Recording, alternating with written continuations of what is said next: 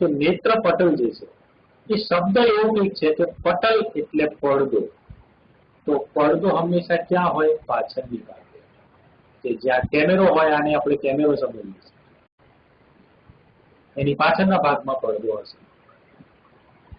તો એ પડદા ઉપર આપણે પ્રતિબિંબને ઝીલવાનું છે, એટલા માટે પાછળનો જે ભાગ છે એને આપણે નેત્ર પટલ કહીએ છીએ.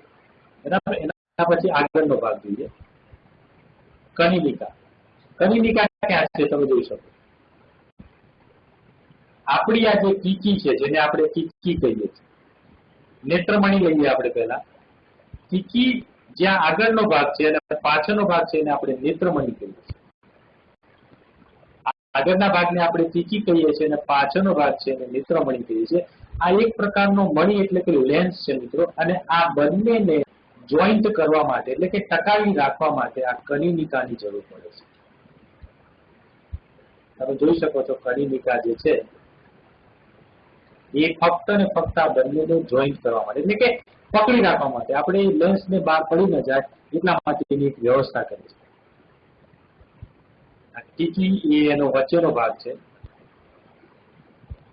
અને આગળનો જે ભાગ છે પારદર્શક પટલ છે. પારદર્શક પટલ એટલે એનો મતલબ એવો કે જેમ આપણે કોઈ કાર ચલાવતા હોઈએ તો કારની આગળ એક પારદર્શક કાચ હોય છે.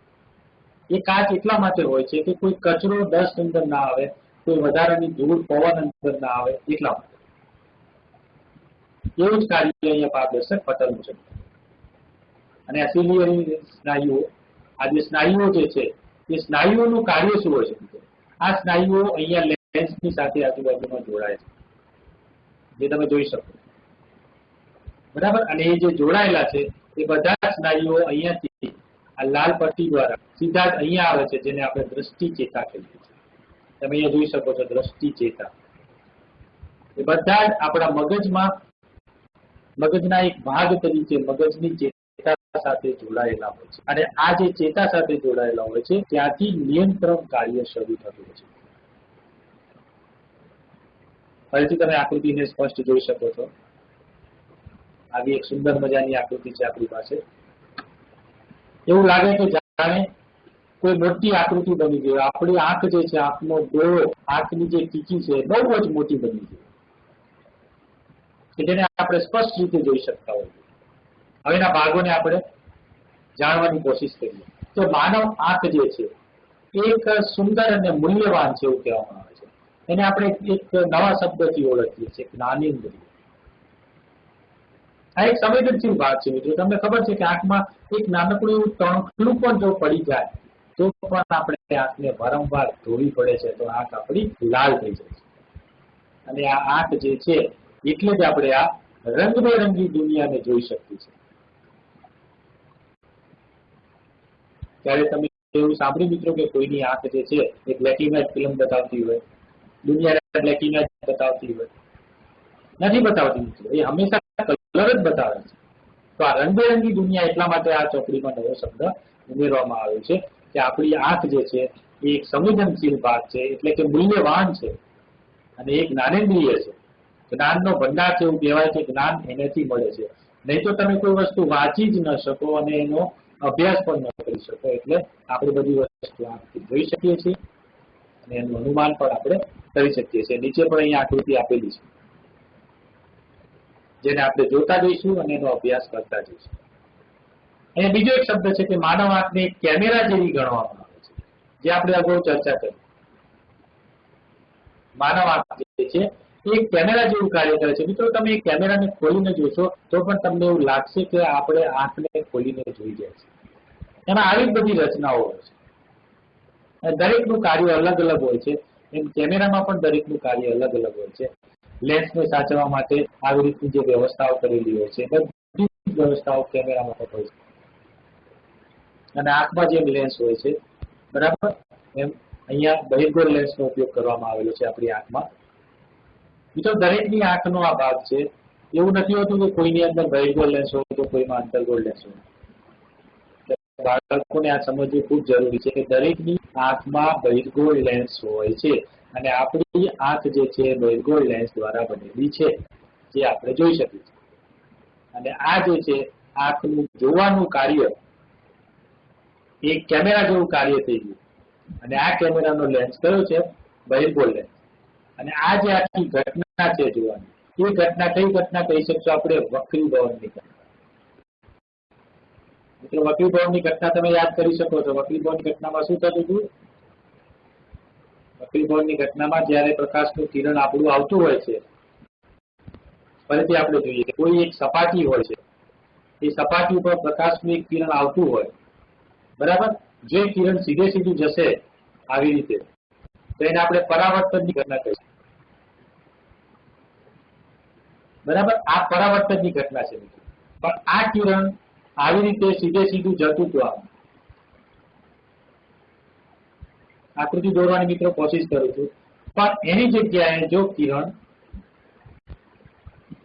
થોડુંક આ દિશામાં જશે,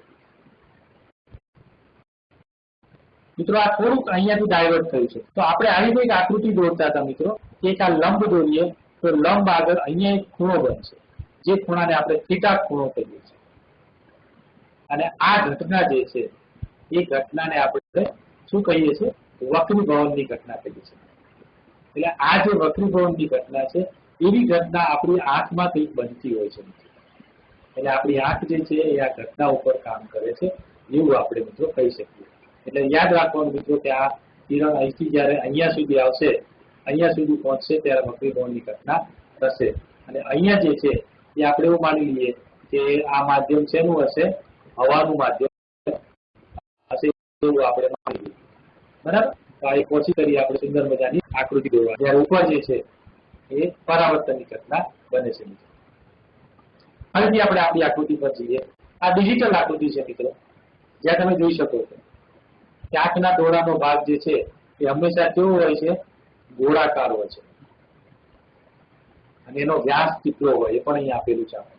2.3 સેન્ટીમીટર જેટલો આપણી આંખનો ડોળો હોય છે. બરાબર? તો હવે એના આપણે ભાગોની ચર્ચા કરવાની કોશિશ કરીએ કે પારદર્શક પટલ એટલે શું? પારદર્શક પટલ જે આપણે અગાઉ જોયું. હવે દરેક ભાગનું કાર્ય આપણે જોવાનું છે મિત્રો, કે પારદર્શક પટલ અહીંયા તમને આકૃતિ ફરીથી દોરેલી છે અને પારદર્શક પટલ ક્યાં આવેલું છે એ પણ બતાવેલું છે. પટલ એટલે એક પ્રકારનો પડદો થાય છે, જેને આપણે કોર્નિયા પણ કહીએ છીએ. બરાબર? એ ભાગ જે છે થોડોક ટૂંકસેલો હોય છે. સૌથી પહેલો આપણો પ્રશ્ન છે કે આ પટલનો ભાગ થોડોક ટૂંકસેલો હોય છે. ટૂંકસેલો એટલા માટે રાખવામાં આવે છે કે તમે જોઈ શકો છો મિત્રો, તમારી આંખને આમ તમે સ્પર્શ કરી શકો છો, તો આંખને જ્યારે સ્પર્શ કરશો તમને એવું લાગશે કે આંખ આપણી અંદર છે અને આગળનો ભાગ થોડો ટૂંકસેલો છે. તો એ આપણું શું છે? પારદર્શક પટલ છે મિત્રો. બરાબર? તો એ પારદર્શક પટલ જે છે એકદમ પાતળો એક ત્વચાનો ભાગ છે, જેને આપણે આંતર ત્વચા કહીએ છીએ. એકદમ પાતળો ભાગ છે, જે ઘણી વખત આપણો હાથ પણ ત્યાં આવી જાય તો આપણી આંખ આપણને દુખે છે. બરાબર? એટલે કોઈ પણ પદાર્થને પહેલા આંખ સુધી પહોંચવું હોય, એટલે કે કોઈ પણ પ્રકાશને આંખ સુધી પહોંચતા પહેલા આ પારદર્શક પડદામાંથી પસાર થવું પડતું હોય છે. બરાબર? તો મિત્રો આવી રીતે આપણે બહારની સપાટી નું કવર કરવા માટે વાસ્તવમાં પારદર્શક પટલની જરૂર પડે છે, જે તમે જોઈ શકો છો. બીજો ભાગ લઈએ આપણે, કનિનિકા, જેને આપણે આઈરિસ કહીએ છીએ. ઇંગ્લિશમાં એને આઈરિસ કહેવાય છે. કનિનિકા ક્યાં આવેલું છે તમે જોઈ શકો. આંખના જુદા જુદા ભાગોને આપણે અહીંયા બતાવવાની કોશિશ કરી છે. બરાબર? અત્યારે આપણે કનિનિકા ઉપર ફોકસ કરીશું કે કનિનિકા જે છે એનું પહેલા તો સૌથી અગત્યનું કાર્ય શું છે? તો કીકીને નાની મોટી કરવાનું કામ કરે છે. કીકીને નાની મોટી કરવાનું કામ કરે છે. અને એ ક્યાં આવેલું હોય છે? તો એક પ્રકારનો એક પડદો છે. પારદર્શક પડદાના પાછળના ભાગમાં આવેલી વસ્તુ છે. આ પડદાની પાછળના ભાગમાં પહેલા આપણને શું દેખાશે? કનિનિકા દેખાશે. ફરીથી આપણે પછી આકૃતિ જોવાનો પ્રયત્ન કરીશું. અહીં આકૃતિના જુદા જુદા ભાગ તો મેં મૂક્યા જ છે. પછી આપણે કીકી જોઈએ. અહીંયા ઉપર કીકી આપેલી છે આપણને. કીકી એટલે વચ્ચેનો ભાગ છે અને બહારનો ભાગ જે છે એને આપણે કનિનિકા કહીએ છીએ. બરાબર? કીકી જે છે એ એક પરિવર્તનશીલ છિદ્ર છે. એવું તમને લાગે કે જાણે બ્લેક હોલ રચાય. બરાબર, એટલે કે એક સક્ષમનું કામ કરે છે. બધા પ્રકાશના કણોને ભેગા કરી અને એક નાનકડા કેન્દ્રમાંથી એ અંદર લઈ જવાનો પ્રયત્ન કરે છે અને પડદા ઉપર એટલે કે પાછળના પટલ ઉપર એને પ્રકાશિત કરશે. એટલે કે પ્રકાશનું એ નિયંત્રણ કરે છે. બરાબર, તો મિત્રો અહીંયા બે જ વસ્તુ યાદ રાખવાની કે અહીંયા કીકીનું કદ નાનું મોટું કરવાનું કાર્ય કનિનિકા કરશે અને કીકીનું કાર્ય શું છે? પ્રકાશનું નિયંત્રણ કરે. દરેકના કાર્યો પરીક્ષામાં પૂછાતા હોય છે મિત્રો. ઓકે, આગળ જઈએ. નેત્રમણી એટલે શું? નેત્રમણી તમે જોઈ શકો છો મિત્રો, ક્યાં આવેલો છે આકૃતિ.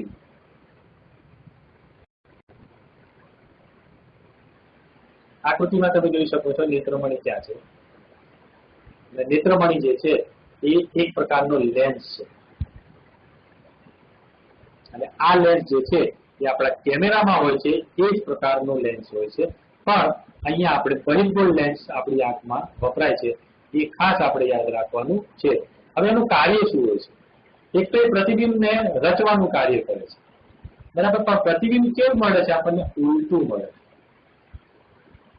મિત્રો અહીંયા સુધી જે છે એ અરીસો છે આપણો, કે પ્રતિબિંબ આપણને જે છે ઉલટું મળ્યું. હવે એને સીધું કોણ કરશે? તો આપણો જે પડદો જે છે, નેત્ર પટલ જે છે, બરાબર, એ નેત્ર પટલ એની કેન્દ્ર લંબાઈ મુજબ એ કાર્ય કરશે અને એની અંદર સૂક્ષ્મ ફેરફાર કરશે. અને આ જે સૂક્ષ્મ ફેરફાર થશે મિત્રો એ એના પડદા ઉપરથી એટલે કે પટલ ઉપરથી ફેરફાર આપણને જોવા મળશે. તમે આકૃતિ ફરીથી જોઈ શકો છો મિત્રો. આકૃતિને ધ્યાનથી જોવાની કોશિશ કરીએ. આપણે આગળ જવાના જ છીએ મિત્રો. આગળના ભાગ જોઈએ. પહેલા તમે શાંતિથી ધ્યાન ભાગ જુઓ. તમે જોઈ શકો છો કે કેવી રીતે કાર્ય કરે છે. હવે સિલિયરી સ્નાયુઓ જોઈએ આપણે. સ્નાયુઓ ક્યાં આવેલા છે? સિલિયરી સ્નાયુઓની વાત કરીએ છીએ મિત્રો. સ્નાયુઓ એ એક પ્રકારનું જકડી રાખવા માટેનું સાધન છે. એટલે કે લેન્સને પકડી રાખે છે અને આમાંથી જે કંઈ પણ વાર્તાલાપ થાય છે, જે કંઈ પણ આપણે જોઈએ છે એ બધું જ આ સ્નાયુઓ દ્વારા આપણી ચેતા દ્વારા આપણા મગજને સંદેશો મળે છે. એ કામ કોણ કરે છે? સિલિયરી સ્નાયુ. બરાબર, એટલે કે એની વક્રતામાં ફેરફાર કરી શકે છે, કેન્દ્ર લંબાઈ પણ બનાવી શકે છે. આપણે મિત્રો તમે કેમેરો જોયો છે ને તમે આગળ પાછળ કરતા હોવ છો, તો એ પણ આપણી આંખમાં ફેસિલિટી ભગવાને આપી છે. કુદરતનો કેટલો સુંદર બનાવ છે કે તમે આંખને કોઈ પણ વસ્તુને આંખ ઝીણી કરીને પણ જોઈ શકો છો, આંખને મોટી કરીને પણ જોઈ શકો છો. ઘણી વાર કોઈ વસ્તુ ન દેખાય તો આંખને મોટી કરીને આપણે જોઈએ છીએ. વધારે પ્રકાશ પડે, ઓછો પ્રકાશ પડે તો આપણે આંખને નાની મોટી કરતા હોઈએ છીએ. બરાબર, એટલે કે એ જે ફેરફાર છે એની વક્રતા ત્રિજ્યામાં એ કેન્દ્ર લંબાઈ બદલે છે એવું આપણે કહી શકીએ. ઓકે, એના પછીનો ભાગ છે રેટિના. તમે જોઈ શકો છો મિત્રો કે રેટિના જે છે એ વસ્તુનું પ્રતિબિંબ એક પ્રકારનો પડદો છે, નેત્રપટલ. નેત્રપટલ એટલે પડદો એને પાછળના ભાગમાં આવેલું છે જ્યાં પ્રતિબિંબ રચાતું હોય છે. અને આ પ્રતિબિંબ જે છે હંમેશા ઊંડું હશે અને પછી પ્રતિબિંબને સીધું કરવાનું કાર્ય આ પડદો કરશે. પણ એની સાથે કેટલાક પ્રકાશવેદી કોષો જોડાયેલા હોય છે અને એનું પ્રમાણ ખૂબ જ વિશાળ હોય છે, ઘણું બધું હોય છે અને એ સંદેશો પહોંચાડવાનું કાર્ય કરે છે. અને આ સંદેશો પહોંચાડવાનું જે કાર્ય છે એ આવા રેટિના દ્વારા થતું હોય છે. દરેકનું આપણે કાર્ય યાદ રાખવાનું હોય છે મિત્રો. એના પછીનો મુદ્દો જોઈએ દ્રષ્ટિચેતા. દ્રષ્ટિચેતા ક્યાં આવેલી છે? આ બધા જ સંદેશા મગજ સુધી પહોંચાડવા માટેનું આ એક આપણી ચેતા છે કે જે મગજને સંદેશો પહોંચાડે છે અને એનાથી આપણું મગજ તમને આદેશ કરે છે કે તમારે વસ્તુ જોવી જોઈએ કે ન જોવી જોઈએ કે વધારે જોવી જોઈએ.